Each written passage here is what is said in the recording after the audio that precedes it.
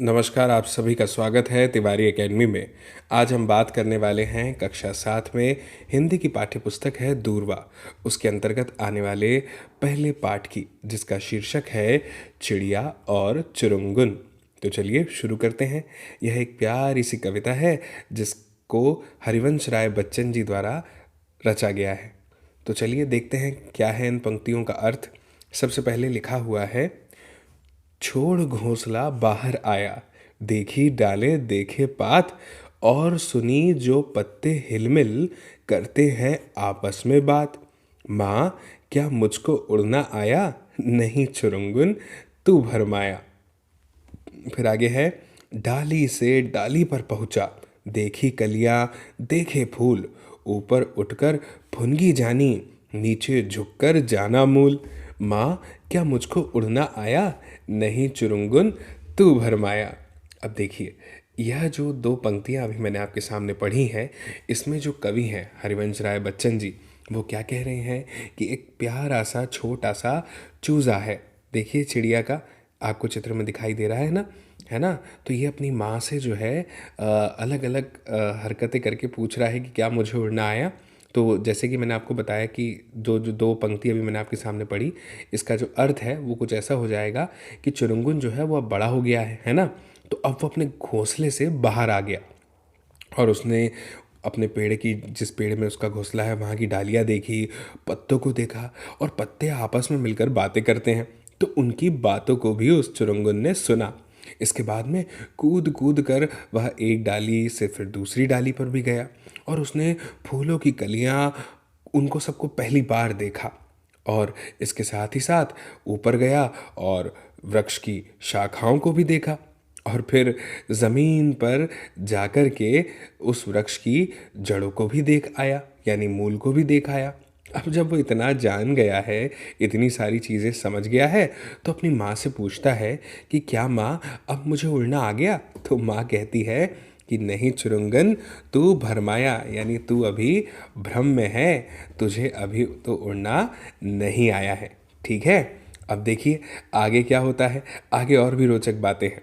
लिखा है, कच्चे पक्के फल पहचाने, खाए और गिराए काट, खाने गाने के सब साथी देख रहे हैं मेरी बाट।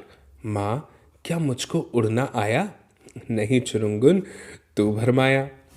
उस तरु से इस तरु पर आता, जाता हूँ धरती की ओर, दाना कोई कहीं पड़ा हो, चुन लाता हूँ ठोक ठठोर। माँ क्या मुझको उड़ना आया, नहीं चुरुंगुन तू भरमाया। इसके बाद देखिए क्या लिखा है, मैं नीले अज्ञात गगन की सुनता हूँ अनिवार्य पुकार, कोई अंदर से कहता है उड़ जा उड़ता जा पर मार। माँ क्या मुझको उड़ना आया। तो फिर आगे लिखा है, आज सफल सुफल है तेरे डने, आज सुफल है तेरी काया। तो अब देखिए इसका जो अर्थ है वो क्या है कि जो कवि हैं वो यहाँ पर कहना चाह रहे हैं कि जब वो कहता है ना अपनी माँ से चुरुंगुन कि मैंने कच्चे पक्के फलों को भी पहचान लिया है ना, खा भी लिया और काट काट के उन्हें गिरा भी दिया, अब मेरे साथ जो खेलना चाहते हैं वो मेरा इंतज़ार कर रहे हैं, है ना। तो मैं इस वृक्ष से उस वृक्ष तक के अब आने जाने भी लग गया हूँ। तो ज़मीन पर यदि कोई दाना कहीं पड़ा गिरा हो तो उसे चुन कर ले आता हूँ, और फिर नीले नीले आसमान की लगातार आवाज़ें सुन रहा हूँ, पुकार सुन रहा हूँ, और उसका अंतर्मन उसे बार बार कह रहा है मानो कि जैसे चुरुंगुन उड़ जा। और इसीलिए चुरुंगन अपनी माँ से पूछता है कि क्या अब उसे उड़ना आ गया। तो माँ कह रही है कि अब तेरे पंख जो हैं वो उड़ने योग्य हो गए हैं और अब तू उड़ सकता है। तो बच्चों ये प्यारी सी जो कविता है, इसका भावार्थ मैंने आपको बताया, ये हरिवंश राय बच्चन जी द्वारा रचित है। अब हम आ जाते हैं इस कविता के कुछ शब्दार्थ पर, ठीक है, जो कविता में आए हैं। जैसे सबसे पहले लिखा है पात, पात का मतलब होता है पत्ता। फिर भरमाया का मतलब मैंने आपको बताया भ्रम में पड़ गया, यानी भ्रम हो गया।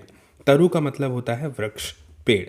अज्ञात मतलब क्या होता है, अनजान या जिसके बारे में हमें कोई जानकारी ना हो, कुछ पता ना हो। फुनगी, फुनगी मतलब होता है बच्चों वृक्ष या शाखा का सिरा कह लीजिए। बाट मतलब होता है राह देखना, रास्ता, है ना, बाट देखना। अनिवार, अनिवार का मतलब होता है लगातार, है ना, अनिवार्य रूप से। ठीक है, तो मुझे उम्मीद है आपको ये सब समझ में ज़रूर आया होगा, है ना। अब आगे लिखा है नमूने के अनुसार लिखो। जैसे छोड़ घोंसला बाहर आया, देखी डालें देखे पात। तो इसका जो अर्थ है वो यहाँ पे लिखा है कि चिरंगन घोंसला छोड़कर बाहर आ गया, आया और उसने डाले और पत्ते देखे। तो चलिए अब इस एक्सरसाइज को जो है हम पूरा करते हैं। तो कैसे करेंगे? डाली से डाली पर पहुंचा, देखी कलियां देखे फूल। तो इसमें मैंने लिखा है चुरुंगुन डाली से डाली पर गया और वहां उसने कलियां और फूल देखे। इस तरह से हम इसे लिख सकते हैं। फिर अगला है खाने गाने के सब साथी देख रहे हैं मेरी बाट। तो इसको लिख सकते हैं कि चुरुंगुन के खाने और गाने के साथी क्या कर रहे हैं? उसकी राह देख रहे हैं, उसका इंतज़ार कर रहे हैं। फिर आगे लिखा है कच्चे पक्के फल पहचाने, खाए और गिराए काट। तो इसमें लिख सकते हैं कि चुरुंगुन और उसके साथियों ने कच्चे पक्के फल खाए और काट कर गिराए। इसके बाद आगे है उस तरफ से इस तरफ पर आता जाता हूँ धरती की ओर। तो इसमें लिख सकते हैं कि चुरुंगुन इधर से उधर उड़ता हुआ धरती की ओर चला जाता है। फिर आगे लिखा है प्रश्न क्रमांक 2, क्या है? कविता से। तो कविता से कुछ प्रश्न पूछे गए हैं जो कुछ इस प्रकार से हैं कि चुरुंगुन अपने उड़ने के बारे में बार बार अपनी माँ से क्यों पूछता है? तो इसका उत्तर है चुरुंगुन अभी छोटा है, इसलिए वह उड़ने के बारे में अपनी माँ से पूछता है ना। फिर आगे लिखा है चुरुंगुन को कौन कौन सी चीज़ें अच्छी लगती हैं? तो हमने अभी कविता में पढ़ा चुरुंगुन को कच्चे पक्के फल अच्छे लगते हैं। फिर आगे लिखा है चुरुंगुन अभी अभी अपने घोंसले से निकला है, फिर भी वह पूरी दुनिया के बारे में जानना चाहता है। तुम किन चीज़ों के बारे में जानना चाहते हो? तो हम भी चुरुंगुन की तरह दुनिया के बारे में ज़्यादा से ज़्यादा जानना चाहते हैं, है ना। इसके बाद देखिए आगे क्या है। प्रश्न 3 है बच्चों कि क्रम से लगाओ। नीचे कुछ चीज़ों के नाम लिखे हैं, चुरुंगुन ने पहले किसे देखा? क्रम से लगाओ।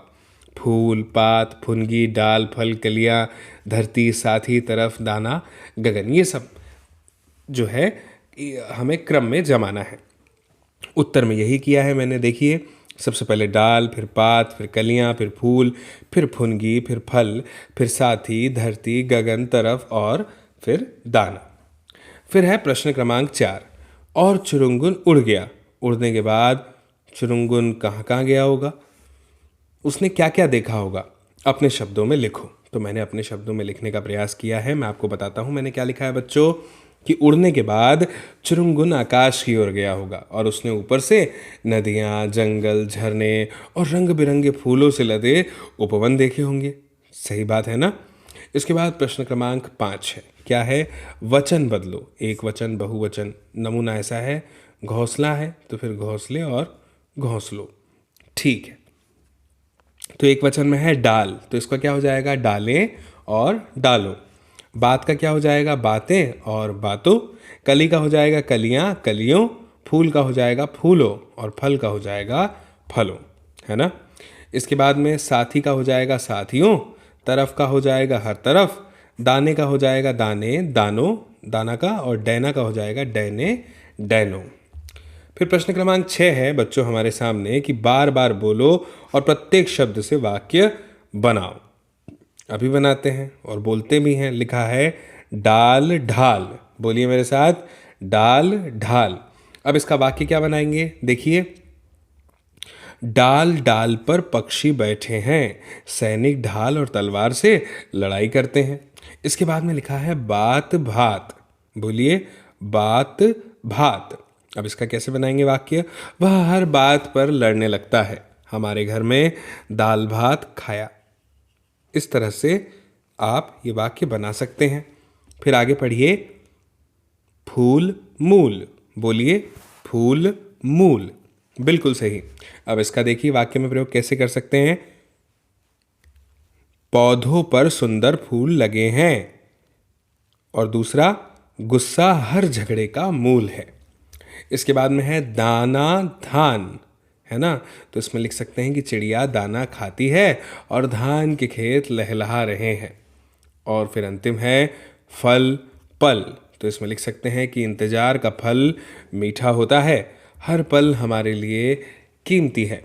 तो बच्चों, मुझे उम्मीद है कि आपको यह अध्याय समझ में आया होगा और जो एक्सरसाइज हमने करी, जो प्रश्नोत्तर हमने देखे, वो भी आपको समझ में आए होंगे, है ना।